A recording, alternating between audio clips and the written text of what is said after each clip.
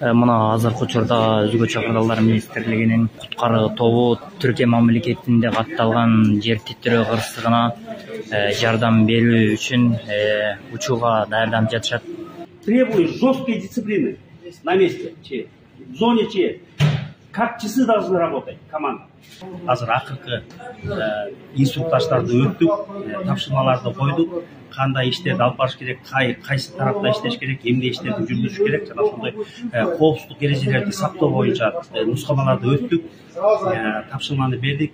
Өзгөчө кырдаалдар министрлигинин куткаруучулардын тобу самолетко отуруп кетип жатат Түркия мамлекетине.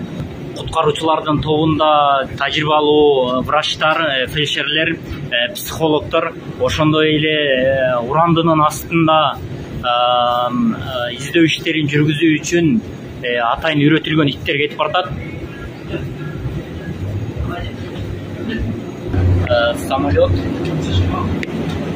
Самолетко отуруп Түркия мамлекетине сапар алып жаткан куткаруучулардын тобу.